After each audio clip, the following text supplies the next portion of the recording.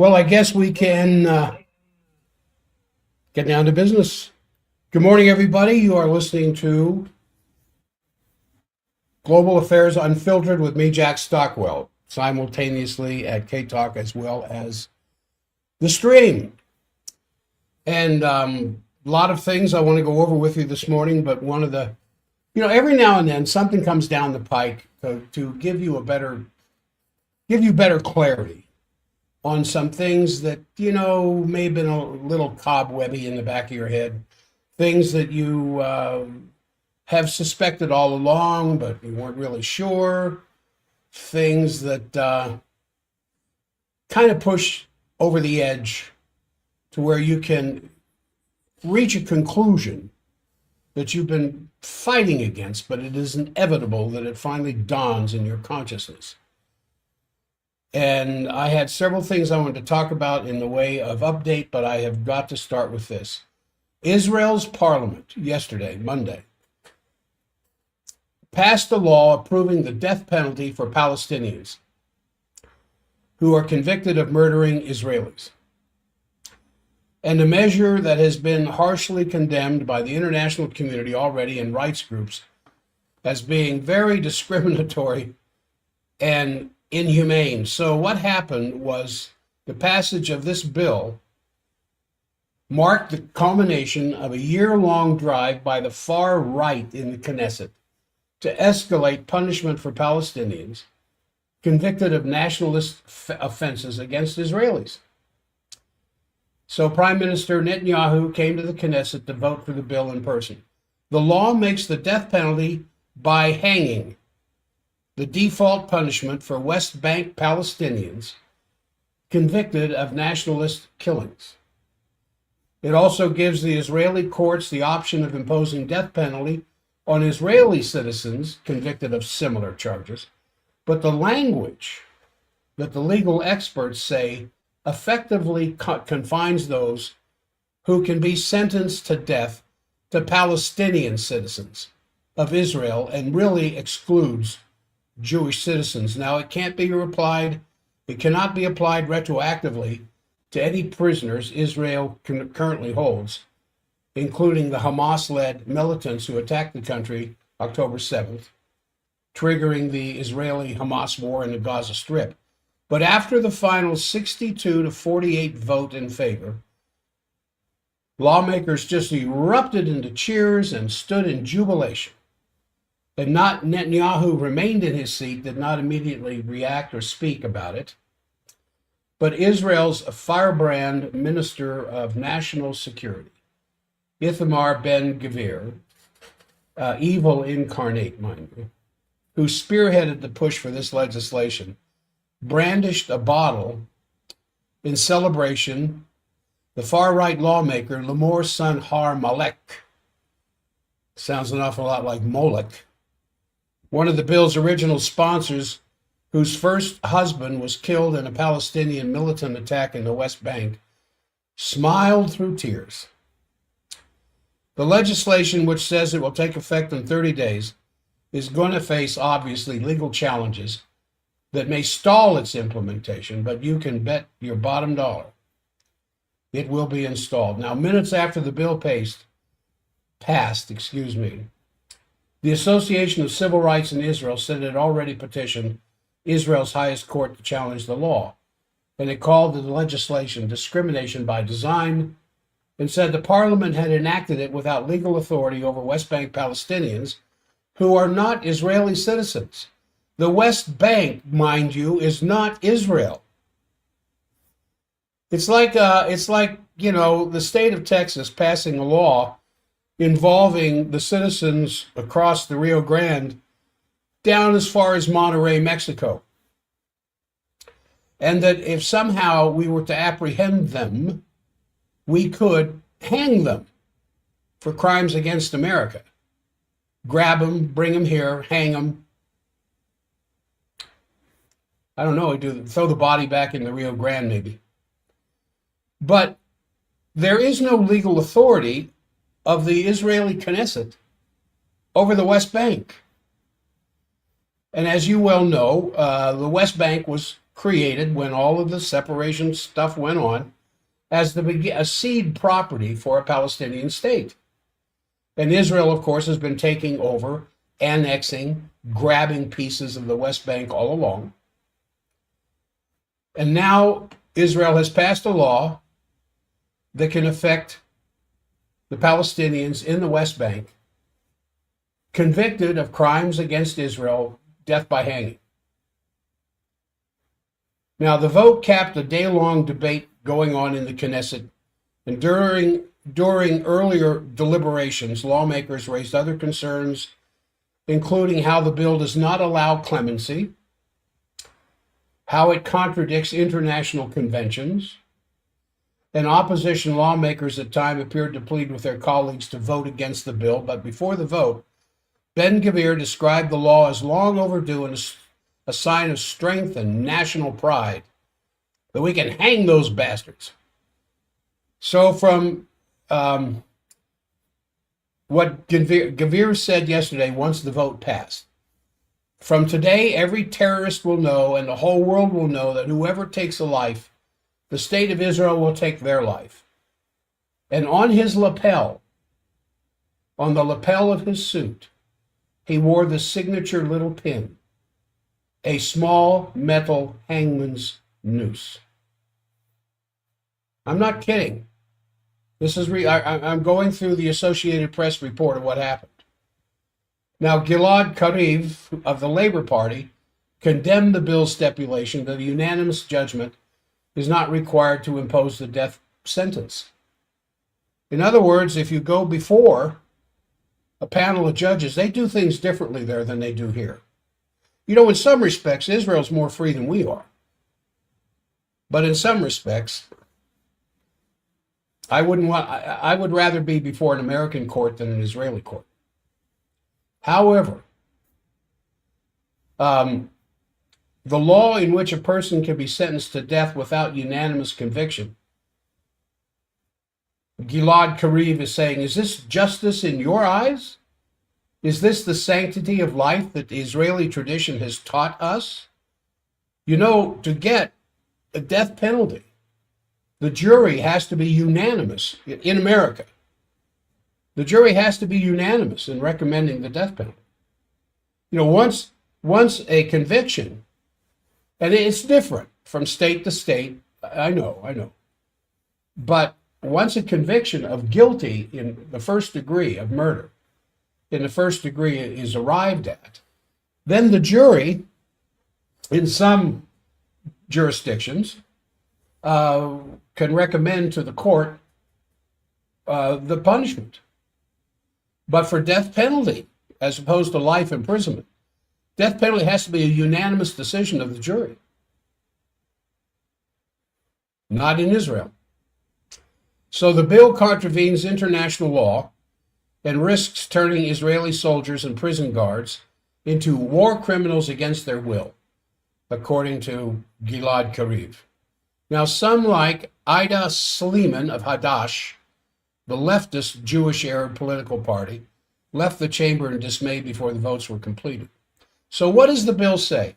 Well, experts say the legislation has two key elements that will effectively limit the death penalty to Palestinians. In other words, Israeli citizens in the West Bank who commit murder, and that goes on every day, as you well know, as more and more Israeli citizens are taking the homes and the property of Palestinians, they would be excluded from this because the bill makes the death penalty a default punishment for nationalistic killings in military courts which try only West Bank Palestinians and not Israeli citizens. And it says that only in special circumstances can military judges change the sentence to life of imprisonment. In other words, the law says you're going to hang. And it doesn't take a majority of the judges to decide it. The second element is how the bill is it defines the offense punishable by death, killing that rejects the existence of the state of Israel. I'm going to repeat that. This is directly from Associated Press.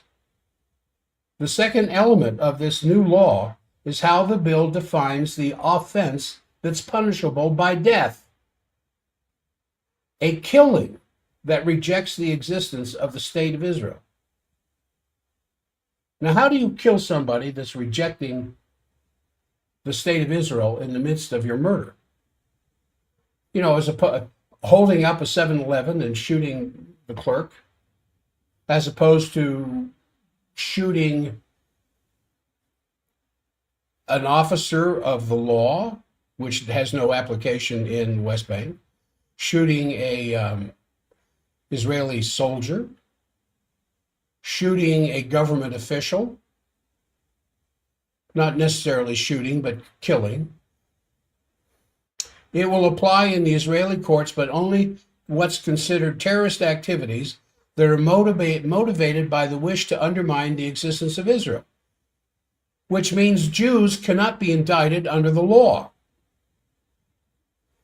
So the foreign ministers of Australia, Britain, France, Germany, and Italy released a statement Sunday urging Israel to abandon plans to pass this law. They said the death penalty was unethical and had no deterring effect anyway. But throughout, Israel technically even though they technically have the death penalty on the books as a possible punishment for acts of genocide, espionage during wartime, and certain terror offenses, the country has not put anyone to death for that judgment since Nazi war criminal Adolf Eichmann in 1962. So the Public Committee Against Torture in Israel says the state has consistently voted in favor of abolishing the death penalty at the UN. Israel's Shin Bet, the security agency, until recently objected to the practice, believing it would just spur further revenge plots by Palestinian militants. So some opposition lawmakers worried that the bill could harm future hostage negotiations. Israel's exchange here recently 250 hostages taken during the October 2023 attack for thousands of Palestinian prisoners. And there's a separate bill under consideration dealing with punishment for the October 7th, 2023 attackers in Israel custody. I wonder if that punishment would apply equally to the Israeli soldiers that were shooting Israeli citizens. But the thing that you really got to love here is the fact that Ben Gvir, pushing this through, has a lapel pin of a hangman's noose.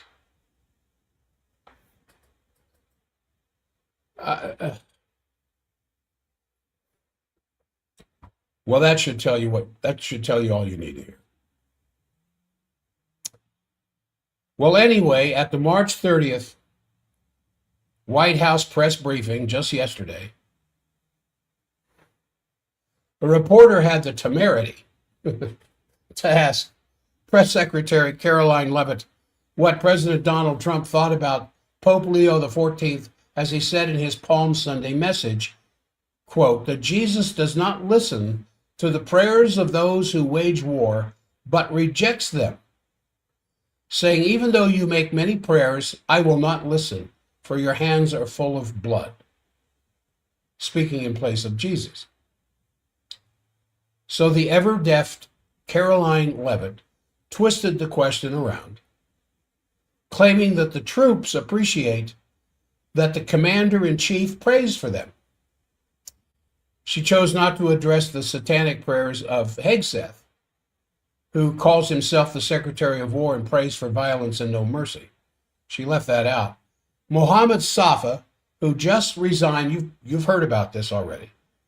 Mohammed Safa, who just resigned from his post as executive director of the Patriotic Vision at the United Nations because, quote, some UN seniors are serving a powerful lobby and not the UN, said this.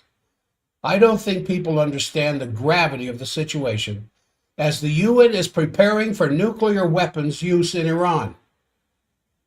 I gave up my diplomatic career to leak this information.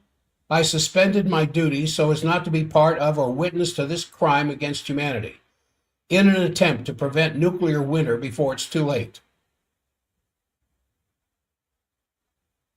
This is this is something else. Larry Johnson, I hope you listen to him on the Napolitano podcast, one of the most sensible people I ever heard, posted a letter from a Marine commander asking his troops. This just happened this weekend. A Marine commander asking the troops over whom he serves, is your gear packed and ready to go? Are your family affairs in order? Well, according to Johnson, a letter like that can only mean one of two things.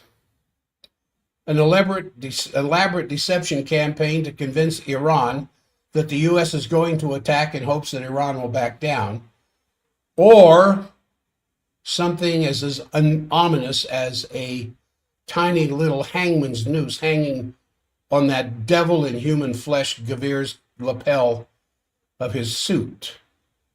That this commander understands that he's sending a portion of the corps he commands into the valley of death. Well, I'm hoping for the former, but I fear it's the latter. For his part, the deliriously uncogent President of the United States made another insane post just yesterday on Truth Social. He said this.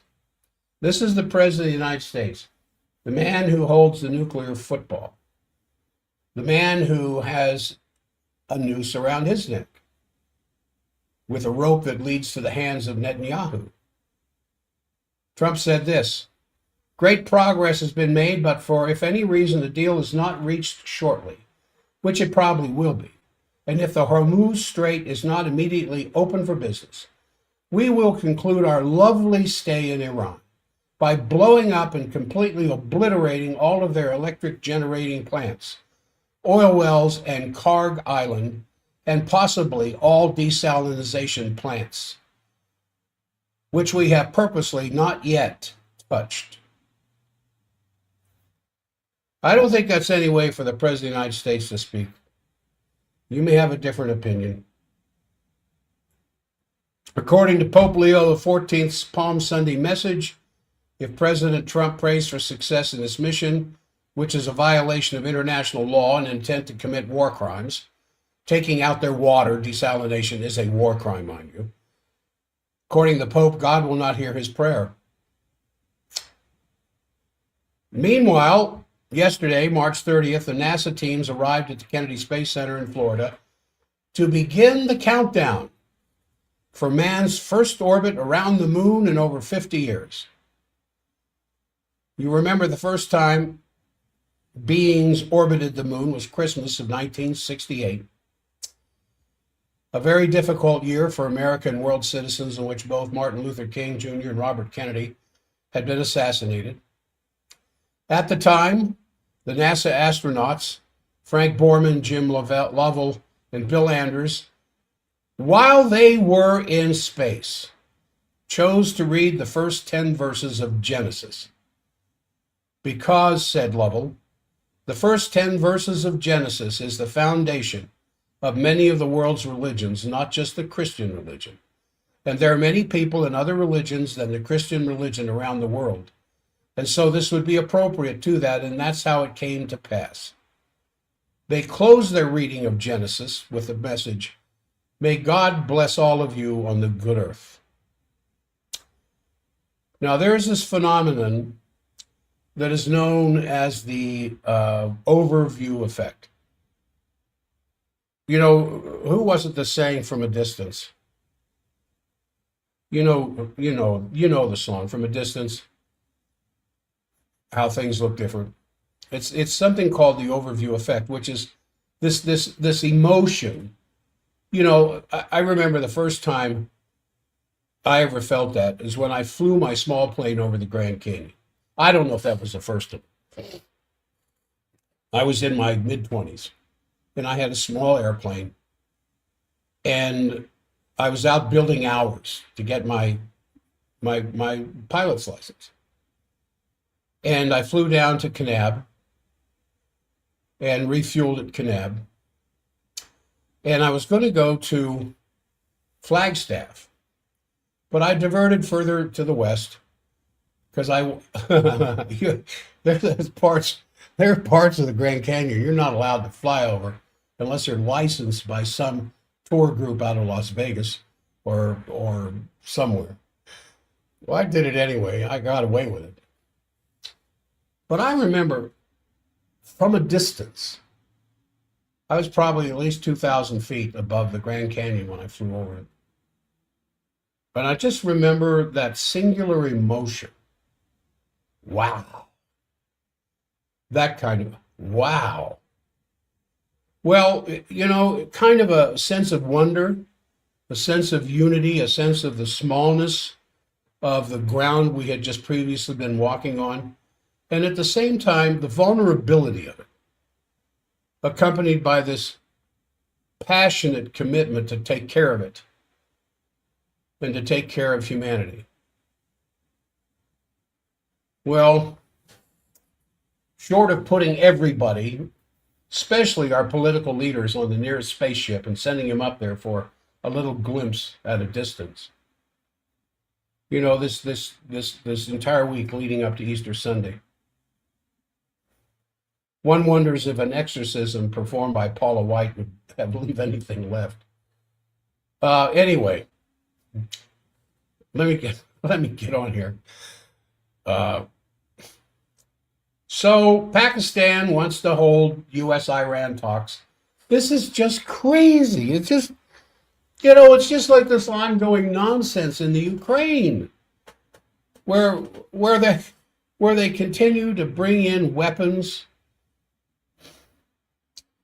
that they can launch into Russia. How long is Russia going to sit back and let this happen and not fulfill their warning that any country that supplies weaponry to the Ukrainian government that they fire into territorial Russia is a target? When is Russia going to start targeting manufacturing facility areas inside of Germany? They'd have to send their missiles over the Ukraine, over Poland, into Germany, which they're capable of doing, but they haven't done it. And now, Mojtaba Khamenei, the new leader of Iran, and the IRGC military councils are saying the same thing. Germany now has said we're closing down our Volkswagen plant and will be manufacturing drones and things like that that can be used by Israel against Iran. Well, Iran has come out and said, okay, that makes Germany now a target. And Iran has demonstrated that in allegedly firing missiles to Diego Garcia, they have missiles that can go as far as Ramstein base in Germany now, launched from Iran. So Pakistan says, hey, we'd be happy to sit down and be the negotiating center between Israel and Iran. But you think for 1 second Iran's going to believe that? Because the last 2 times they sat down to talk about this, the United States stuck a knife in their back and attacked them during the negotiation meetings. Now, if you've heard any of President Trump's recent comments on negotiations with Iran, it sounds like he has Iran up against the wall, and that Iran is kind of trembling as they stand there trying to get the best deal they can with the conquering U.S. and Israeli army. Well, last Friday, President Trump's Secretary of State, Marco Rubio, after the G7 meeting that he attended, when asked if the U.S. is actually negotiating or not with Iran, he gave a very different answer from the president's insistence for 2 weeks that negotiations not only were underway, but they were coming to a successful end. Rubio said, well, we've had an exchange of messages and indications from the Iranian system, whatever's left of it, about the willingness to talk about certain things, We're waiting for further clarification about who we are and what it is that we need to be talking to and what we'll be talking about, and then when we might be talking. So Rubio danced around with 3 or 4 sentences to answer the question from the news writer, are negotiations going on? And Rubio's answer essentially was no. The Secretary of State says no. The president says, man, we got him up against the wall.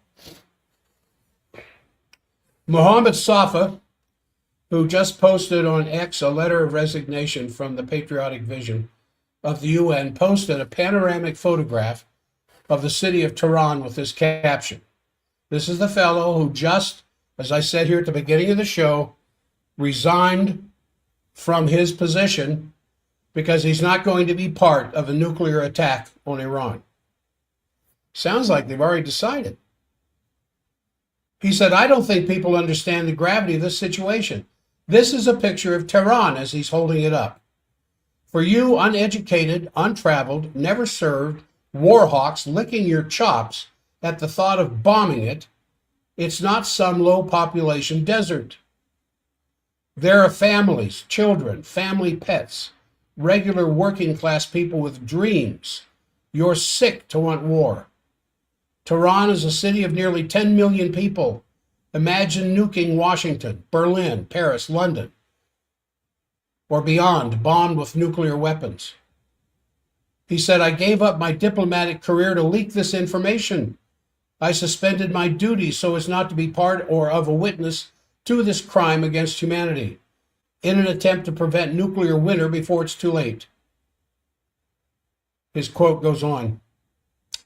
Yesterday, nearly 10 million people protested no kings in the United States. The possibility of the use of nuclear weapons must be taken very seriously. It's dangerous. Act now. Spread this message worldwide. Take to the streets. Protest for our humanity and future. Only the people can stop it. History will remember us. This is a high official in the UN. Resigned his place, resigned his position, his career, everything else. I don't know what he's going to lose financially by doing this, but he said, I can't be a part of this any longer. As the UN, apparently behind closed doors, is preparing for a nuclear attack on Iran.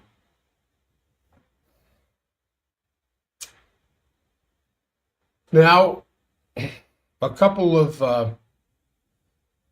ideas about President Trump weighing this military operation to extract 1,000 pounds of 60% enriched uranium. I get this from the Wall Street Journal back on the 29th.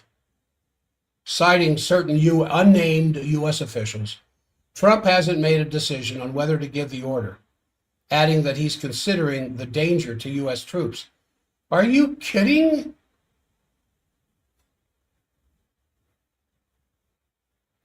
Just imagine a flock of attack helicopters leaving Monterrey, Mexico, and flying to Offutt Air Force Base, home of SAC, with the idea of stealing half a dozen nuclear warheads, jumping back in their helicopters, and flying back across the United States, back to Monterrey, Mexico. What would the Las Vegas line be on the success of that? Sunday night, two days ago, Trump told reporters that Iran has to do what we demand, or they're not going to have a country. Is that any way for the President of the United States to talk? Referring to Iran's uranium, he said, they're going to give us the nuclear dust. So I think what's happening here is that the president seems to think that seizing Iran's uranium would be easy, like seizing the president of Venezuela. But in fact, it would obviously be a very complex mission with a high risk of failure. The International Atomic Energy Agency Director General Rafael Grossi has said that the enriched uranium is still in the form of uranium hexafluoride gas that's contained in gas cylinders in at least 2 locations: an underground tunnel at the nuclear complex in Isfahan and in a cache at Natanz. He said this: teams of U.S. forces would need to fly to the sites, we're talking hundreds of miles, mind you, likely under fire from Iranian surface-to-air missiles and drones. Once on site, combat troops would need to secure perimeters so that engineers with excavating equipment could search through debris and check for mines and booby traps. The extraction of the material would likely need to be conducted by an elite special operations team specifically trained to remove radioactive material from a conflict zone. Unless an airfield is available, a makeshift one would need to be set up to bring equipment in and out to take the nuclear material out. The entire operation would take days, maybe a week. Now, Joseph Votel, the former commander of U.S. Central Command, said this is not a quick in and out kind of deal. You think? Oh, brother. But at least the president's still considering it. The Russian tanker. You know that we have a blockade around Cuba. We're not going to let the Cuban citizens have food beyond what they've got. We're not going to let them have electricity or gas. Fortunately, we're coming into the warmer parts of the year, so they don't have to worry about freezing to death. So the Russian-flagged oil tanker Anatoly Koludin arrived in the Cuban port of Matanzas yesterday, carrying 100,000 tons of crude oil, breaking this 3-month-long U.S.-imposed oil blockade that has absolutely smothered the Cuban economy. The tanker's arrival was confirmed by Russia's transport ministry, and Peskov, the Kremlin spokesman, said this was raised in advance with our American counterparts.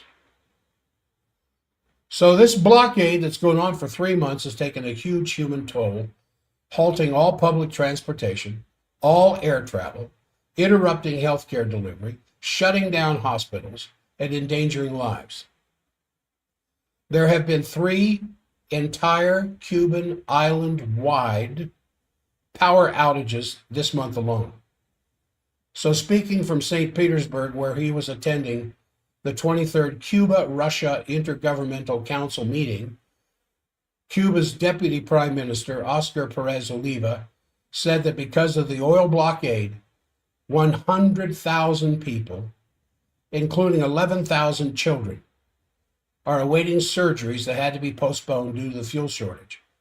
Cancer drugs and other crucial medicines are in short supply. So in remarks to reporters aboard Air Force One the day before, Saturday or Sunday, President Trump said he had no problem with Russia or others making periodic deliveries of crude oil to Cuba. He's imposed an embargo that's gone on for 3 months, but Sunday he said, well, I don't have any problem with Russia making occasional deliveries. I mean, and then he said this: after all, people have to survive. But then he insisted that the oil shipments really won't have much of a big impact because, quote, Cuba's going to be next. Referring to regime change, of course, without mentioning how he's going to do it. But he said this: it's a mess. It's a failing country. It will fail in a very short period of time, and we'll be there to help them out, to help our great Cuban-American friends whose families were expelled or left after the 1959 revolution. Cuba is finished, he said. They have a bad regime with very bad and corrupt leadership.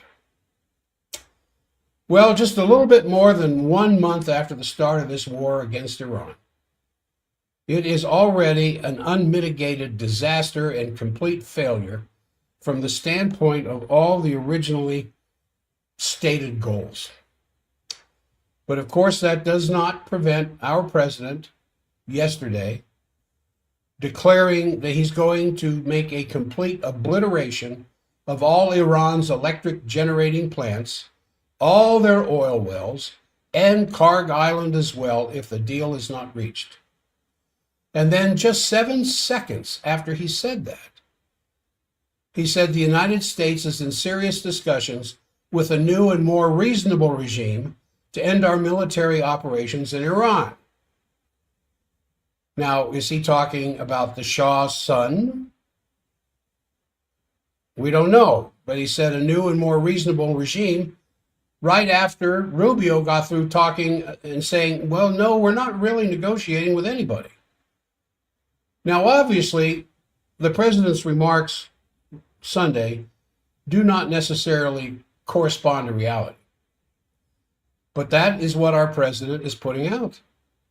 And according to the Financial Times, he says that he's going to take the oil in Iran and occupy Karg Island and send thousands of soldiers to the Middle East. And he said he would prefer to just take the oil, and he compared it with Venezuela, where, of course, the United States basically took control over the oil after the kidnapping of Maduro, who controlled oil pumping, processing, and exporting from Venezuela now. Yeah, we do. Now, there's a lot of things going on around that. I think the new element, or one of the new elements, is that there were discussions in Islamabad, in Pakistan, basically chaired by the Pakistani Deputy Prime Minister, basically with the participation of the foreign ministers of Saudi Arabia, Turkey, Egypt, where basically he said that Pakistan will be honored to host and facilitate meaningful talks between the two sides in the coming days for a comprehensive and lasting settlement of the ongoing conflict, end quote. Now, it's not clear if there were, the Iranians basically said that they only had indirect discussions through messengers. So this, of course, remains to be seen if it has any weight to it. After all, it is Turkey, Egypt, Saudi Arabia, Pakistan. These are the countries that have in different ways interest in the resolution of this conflict. But if this is, if that's going to be enough, it's very difficult to say. But what is clear, maybe going into these discussions, if Iran would actually consent to that, because Iran has already made it very clear what they want. And there were huge missile barrages last night. Another oil refinery in Haifa was hit last night. Missile barrages from Iran into Israel and to the GCC countries. And they've made it very clear. Number one, all sanctions against Iran will be lifted. All U.S. military presence in the entire Middle East will cease and go home. And reparations, and of course it's going to be hundreds of billions, paid to Iran for what Israel and the United States did in this war of aggression that they started. Even though Hegseth said, we didn't start it, Iran started it. With a straight face. He says there in a presser, we didn't start it, but we're going to end it. Now, what is clear when you look at Iran's position in this is that after a lot of devastation to its infrastructure, to its energy, to its water, to its military targets of various kinds, there is right now a pretty violent and blatant attack on civilian targets that's taking place in Iran, where basically the Red Crescent says that 100,000 civilian places have been destroyed or damaged, 600 university and school buildings have been destroyed, 296 health and medical facilities have been destroyed, 18 centers of the Red Crescent, and so forth and so on. So this is all naturally a violation of the Geneva Convention against attacking civilian targets. At the least, is a war crime. And Turkey and Egypt and Saudi Arabia, in conjunction with Pakistan, is talking about sitting down for some kind of talks with Iran after Iran just published this destruction notice. However, the Shah is about to take over is absolutely not confirmed. Other reports from Iranians on the ground are that the Iranian population, which was chaotic in the very beginning of this attack, but because of these ongoing attacks, they are now firmly rallying behind their government. And the International Atomic Energy Agency reports that there are damages at the research reactor at Kondab. This is a heavy water reactor, which now is no longer usable. But the effects of all of that on the rest of the world is getting worse by the day.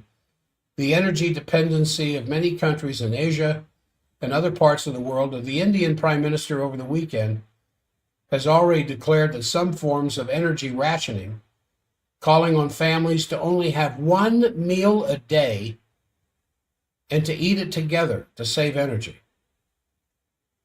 The Indian Prime Minister of a country of 1.5 billion people. This is the effect that this closing of the Strait of Hormuz has had on India. And there are various, India, you know, is one of the founding countries of BRICS. Russia and China are thinking about throwing India out of BRICS because of their complicity with the West. So it seems that the U.S. is intending to escalate while putting out signals that maybe they want to talk, but it seems they do not have a workable plan B. I mean, I have heard several podcasters talking about Trump desperately looking for an off-ramp. However, the specific character features of President Trump, as he has lately been demonstrating, kind of adds a new element to the situation, which he may not even have an inkling of what he's doing. But it is very much felt through the entire Muslim world. Do you know how many Muslims there are on this planet? About the same amount as Christians, 2 billion. 2 billion Christians, 2 billion Muslims. That's 4 of the 8. What's the other 4 billion made of?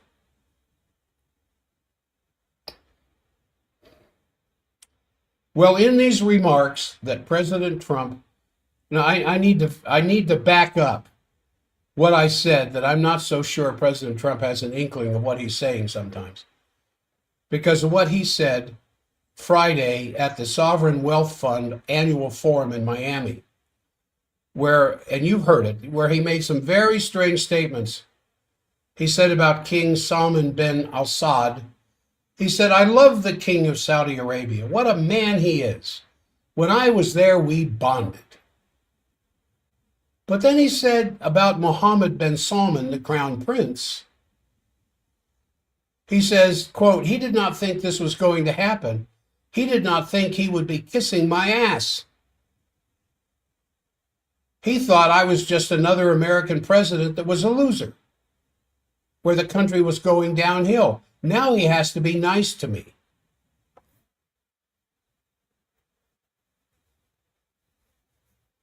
Oh, brother. So, you know, to make a statement like that, the President of the United States making a statement that the Crown Prince of Saudi Arabia has to kiss his ass, who is practically the ruler of Saudi Arabia now anyway, in such language that he had to kiss his ass. It may not go, you know, that kind of talk might work in Texas. Hell, it might even work in some places in Utah. But it's not going well in the Muslim world right now, where this is regarded not just as something rude, but an extremely derogatory statement. And President Trump just does not seem to have his mouth under control. He also said of the Future Investment Initiative Institute that the Saudi Investment Forum, he said, "Oh, by the way, Cuba's next. But please," and then he said this.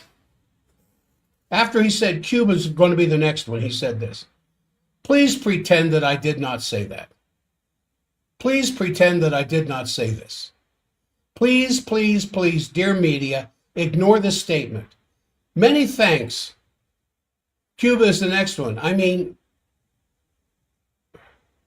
This is the president of the United States, the guy who is at war with half the world right now. And he's talking like that. I mean, how can anybody take him seriously anymore? And then he's got this meeting coming up in May with Xi Jinping. What do you think he's thinking? What do you think Putin's thinking? Putin just delivered the S-500 missile defense system to Iran. This thing can shoot down incoming nuclear-armed ballistic missiles. This is the system that surrounds the Kremlin and surrounds various strategic points in Russia. The most sophisticated, computer-driven, satellite-controlled, surface-to-air missile defense system on the planet. It even eclipses the 400 system from China. And Russia just delivered it to Iran.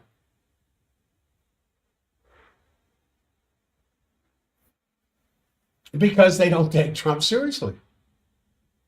Now, President Trump also said that the CIA, and this was on a different occasion, but he said that the CIA had told him that Iran's newly appointed supreme leader, Mojtaba Khamenei, may be gay.